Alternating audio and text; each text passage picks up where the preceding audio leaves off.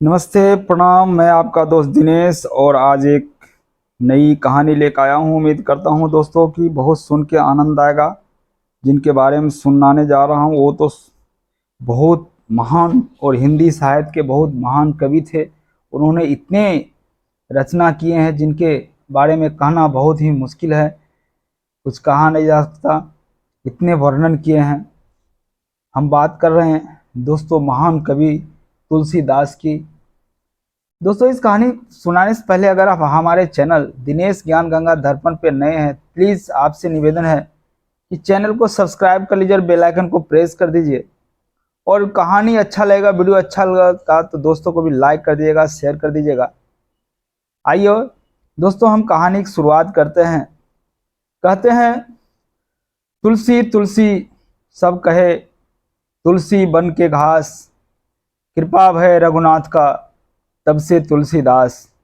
यही तुलसीदास जी का बचपन का नाम जो राम बोला था, उनका जन्म की बहुत ही रहस्यमय, बहुत ही दुखद घटना है।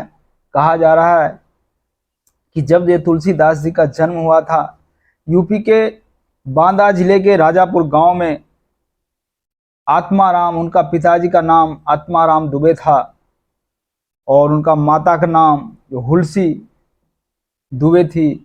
उनका जब जन्म हुआ तो जन्म के साथ ही उनकी माता जी का स्वर्गवास हो गया।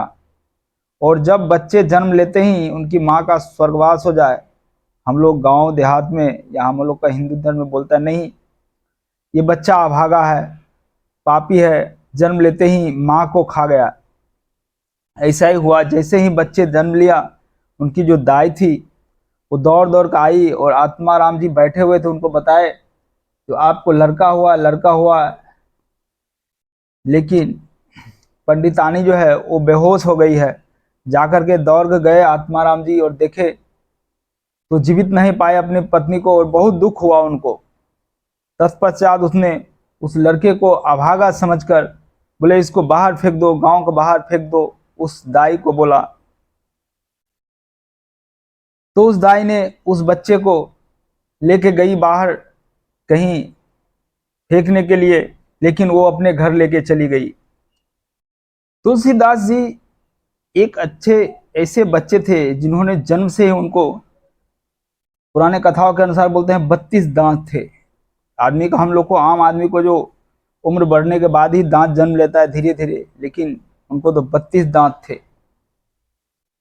जो महिला तुलसीदास को लेकर गई थी भरण पोषण करने के लिए, कुछ दिन बाद जब 5-6 साल का अवस्था हुआ तुलसीदास का, या 10 साल हुआ होगा, तो महिला को सांप काट लिए और मृत्यु हो गई।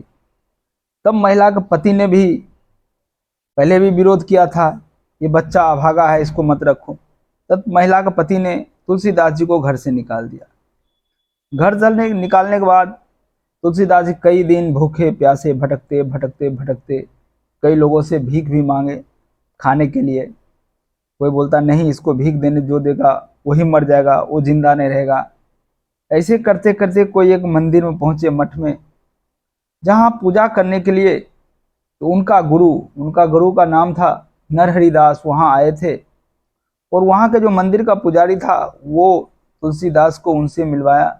बोला ये बच्चा अभागा है, इसको गांव में कोई नहीं रहने देना चाहता है, और ये खाने के लिए इधर उधर भटकते रहता है। बाबा आप इसे अपने शरण में ले लीजिए महात्मा। तो उनके गुरु नरहरि दास ने उनको अपने साथ लेके चले गए।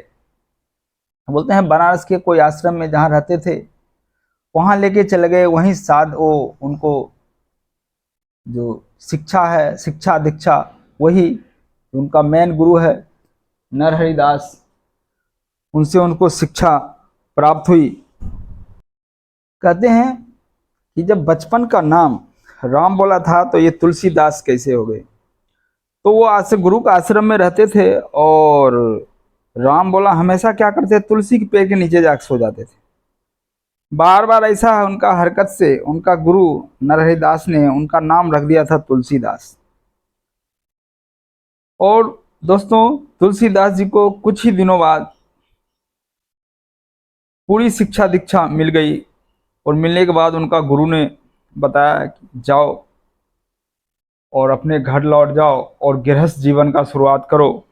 गृहस्थ जीवन, प्रभु श्री राम का प्रचार करो और गृहस्थ जीवन का शुरुआत करो। भगवान राम ने भी गृहस्थ जीवन में थे और तुम भी जाओ गृहस्थ जीवन का शुरुआत करो।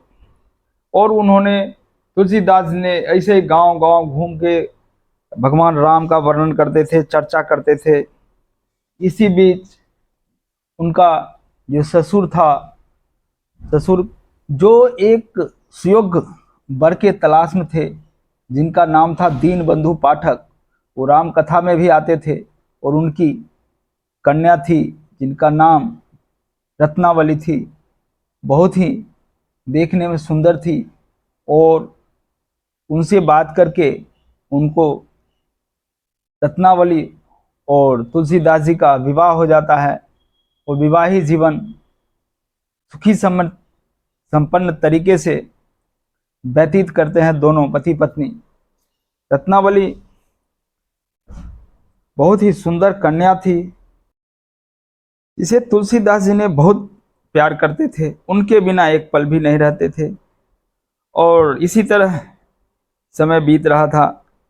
कहीं कथा कहने जाते, राम कथा सुनाने जाते, तो उनका शाम होते ही घर लौट जाते, क्योंकि वहाँ रत्नावली उनका इंतजार करती। एक दिन ऐसा हुआ कि तुलसीदास जी को बिना बताए एक चिट्ठी लिख दी और रत्नावली अपने मायके चली गई। और मायके चली गई, जब शाम को तुलसीदास जी आए घर पे तो देखते हैं कि रत्नावली घर में नहीं है और यहाँ एक चिट्ठी पड़ा हुआ है। और चिट्ठी को पढ़े तो देखते हैं रत्नावली कुछ काम, कुछ अर्जेंट या कुछ जरूरी काम हो गया था उसका मायके में, वो मायके चली गई। तो ठीक है, तुलसीदास जी ने घर में चले गए अपना जो आराम करने, लेकिन उनका मन नहीं लगा। रात को जब हुआ, उनको पत्नी की मिलने की इच्छा जाहिर हुआ और उनसे रहा नहीं गया। वो आधी रात को ही चल दिए अपने ससुराल। और रास्ते में एक नदी था और नदी भी काफी उफान पे था, पूरी पानी भरा हुआ। किसी नाव वाले से भी सहायता मांगे तो बोले इतने पानी में हम नहीं आपको नदी पार कराएंगे। फिर वो चले गए वहां से गए तो कुछ देर में देखे एक मुर्दा भस रहा था। फिर मुर्दा के सहारे वो नदी के उस पार चले गए और उस पार जाके जब वो अपने ससुराल के घर पे पहुंचे तो देखते हैं सामने से दरवाजा बंद था और पीछे से खिड़की रहता है, खिड़की की तरफ गए तो एक सांप लटक रहा था खिड़की पे। तो उनको लगा शायद मेरे लिए ही रत्नावली ने रस्सी लटका के छोड़ दिया है अंदर आने के लिए, और वो सांप पकड़ के रूम में चले गए। जैसे ही रूम में पहुंचे रत्नावली देख के अचकित रह गई। बोले आप यहाँ और इस समय? बोलता नहीं रत्नावली, हम तुम्हारे बिना बगैर नहीं रह सकते, तुमसे मिलने की इच्छा हो, हम एक पल भी तुम्हारे बगैर नहीं रह सकते, इसलिए मैं अभी इस समय आ गया। बोले आप ऐसे नदी पार कैसे किए? तो अपनी आप बीती बताई तुलसीदास जी ने। सामने देखा खिड़की पे सांप लटक रहा था। आपको पता है कैसे आप इस पार आए हैं? वो सांप है, अगर काट लेता तो क्या होता। तुलसीदास जी को एक भी चीज उसमें सुनाई नहीं दे रहा था, उनको सिर्फ दिख रहा था रत्नावली। उनकी पत्नी ने बताया आप इतना प्यार हमसे करते हैं, आप वो दिन को याद कीजिए जब आपके गुरु ने बताए थे कि जाओ भगवान राम का, प्रभु का प्रचार करो, उनका नाम बताओ, उनका कथा सुनाओ। अगर इतना प्यार भगवान राम से किए होते, आपको साक्षात दर्शन दे देते भगवान राम। ये हाड़ और मांस का शरीर में क्या रखा है स्वामी? आप प्यार करना है, इतना प्यार प्रभु श्री राम से कीजिए, ये हाड़ और मांस के शरीर में कुछ नहीं है। पत्नी की यह बात सुनकर तुलसीदास जी को बहुत ही गहरा चोट पहुंचा दिल पे, और वो वहीं से खड़े खड़े घूम गए और वापस चले गए और जगह जगह जाकर भगवान राम का प्रचार करते थे। ऐसे ही समय बीत रहा था तो अचानक देखते थे एक बूढ़ा व्यक्ति जो राम कथा के पहले आता और जब तक राम कथा समाप्त नहीं होता उसके बाद, समाप्त होने के बाद वो जाता। प्रत्येक दिन ऐसे ही था, काफी दिन देखा। वो बार बार तुलसीदास जी देख रहे थे कि ये बूढ़ा व्यक्ति सबसे पहले आता है और सबसे बाद में जाता है, और जहां जहां मैं राम कथा कहने जाता हूँ वहां वहां आता है। ये व्यक्ति है कौन, इसको एक बार पूछा। तो सबको जाने के बाद जब जाने लगे, अंत में जब जाने लगे, वो बूढ़ा व्यक्ति बोला, ये बताइए आप कौन है, सबसे पहले आते हैं और सबसे के बाद में जाते हैं। वो गुमसुम रह गए, जिद ठान दिए, बोले कि आप जरूर, थोड़ी थोड़ी ज्ञान तो थे ही तुलसीदास जी को, बोला आप जरूर राम भक्त हनुमान है। हे हनुमान जी, आप मुझे अपना परिचय दीजिए, आप अपने दर्शन दीजिए। तत्पश्चात हनुमान जी ने तुलसीदास जी को दर्शन दिए और तुलसीदास जी ने बताए, हे अंजनी के लाल, हे पवन पुत्र हनुमान, आप मुझे एक बार प्रभु श्री राम से दर्शन कराइए। हनुमान जी ने बोले, आप, राम जी तो यहाँ कई बार आए थे लेकिन आप दर्शन नहीं कर पाए। बोलते नहीं हनुमान जी, एक बार हमें कराइए। बोला ठीक है, आप यहाँ से चित्रकूट चले जाइए, वहीं प्रभु श्री राम का दर्शन होगा आपका। फिर वहां से तुलसीदास जी चित्रकूट चले गए और चित्रकूट पे अपना साधना में लीन हो गए, वहीं कथा प्रवचन राम कहानी करते थे। एक दिन ऐसे ही दो राजकुमार आए और वो अपना चंदन जो लगाते थे, चंदन घस करके सबको, जो भी भक्त कथा सुन रहा था सबको तिलक कर रहे थे। उसी बीच में दो राजकुमार थे, उनको भी तिलक किए उन्होंने। तत्पश्चात बगल में ही एक तोता बैठा हुआ था और सुग्गा, उन्होंने बोला, चित्रकूट के घाट पर लगे संतन के भीड़, तुलसीदास चंदन रगड़े, तिलक करे रघुवीर। उस तोते के बाद तुरंत समझ गए तुलसीदास जी ने, और तुलसीदास जी पीछे मुड़ करके देखा तो दोनों राजकुमार गायब थे। तुलसीदास जी समझ गए यही दोनों राम और लक्ष्मण थे, और तुलसीदास जी ने वहां सारे संतों को बताया, आज हमारे बीच प्रभु राम और लक्ष्मण आए थे और यहाँ हम लोगों ने से तिलक लेकर के गए हैं यहाँ से। और तत्पश्चात तुलसीदास जी कई वर्षों तक वहाँ पे अपने साधना किए चित्रकूट पे, और वहाँ से फिर निकल पड़े बनारस में। और बनारस के कहा जाता है कि 80 घाट पे जाकर के तुलसीदास जी ने ये कई महापुराण, रामचरितमानस, हनुमान चालीसा, इसकी इन्होंने लिखा। हालांकि रामचरितमानस के टाइम उनको काफ़ी विरोध का भी सामना करना पड़ा। जो वहाँ के बहुत सारे ब्राह्मण थे वो उनको बोलते थे कि राम जो भी लिख रहे हो, जितना भी लिख रहे हो भाषा में, किताबें लिख रहे हो, रामायण लिख रहे हो, जो भी भक्ति संपादक लिख रहे हो, आप सब संस्कृत में होना चाहिए। हमारा संस्कार सिखाता है, हमारे सनातन धर्म सिखाता है, ये सब संस्कृत भाषा में होना चाहिए। लेकिन तुलसीदास जी ने किसी के बात नहीं सुने और उन्होंने लिखते चले गए। एक दिन महापंचायत बैठाया गया और ब्राह्मणों के 2 आदमी को भेजा गया, जो तुलसीदास जी को जाओ उठा के लेकर आओ। क्यों? वो हिंदी में लिख रहे थे। तुलसीदास रामायण जो है, रामचरितमानस का रचना उन्होंने हिंदी में किया है। तुलसीदास जी को मानना है कि जिस भाषा में लोग समझे, आसानी से जिस भाषा में लोग समझे, उसी भाषा में शास्त्रार्थ में लिखा होना चाहिए।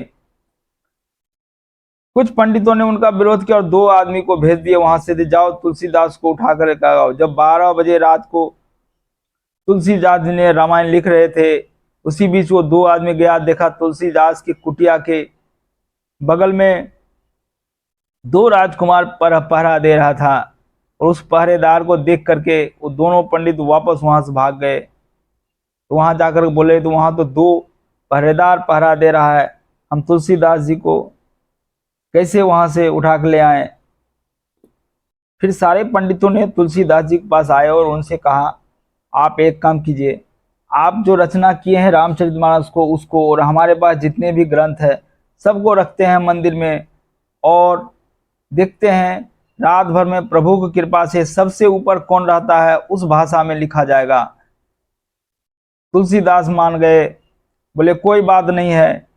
तुलसीदास की रचना की हुई रामचरितमानस को भी वहां रखा गया और सारे ग्रंथों को रखा गया, और रात में शाम को बंद कर दिया गया और सुबह देखा गया तो सारे ग्रंथ थे और सबसे ऊपर में रामचरितमानस थे।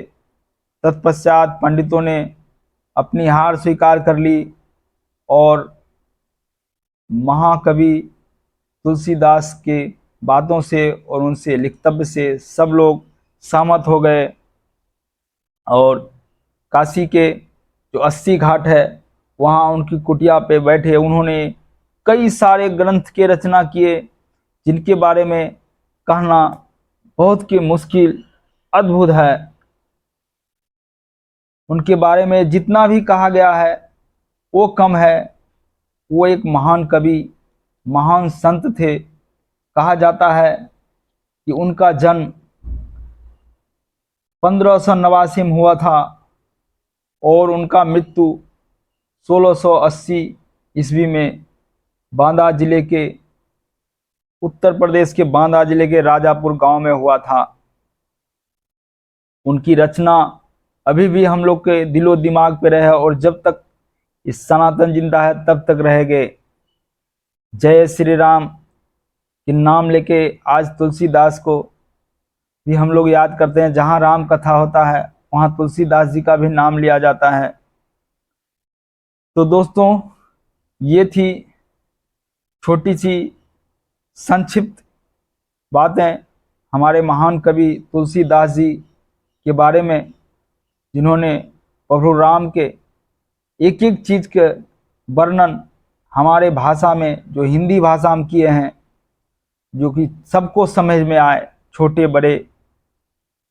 अगर अच्छी ये कहानी अच्छी लगा होगा सभी दोस्तों को, जितने भी हमारे दर्शकों के, उनको निवेदन करता हूँ हमारे चैनल को सब्सक्राइब कर दीजिएगा और बेल आइकन को दबा दीजिएगा, प्रेस कर दीजिएगा नोटिफिकेशन, ऐसी कहानी के सबसे पहले आपके पास जाए। और अच्छा लगेगा तो लाइक कर दीजिएगा और अपने दोस्तों को भी शेयर कर दीजिएगा। जय श्री राम।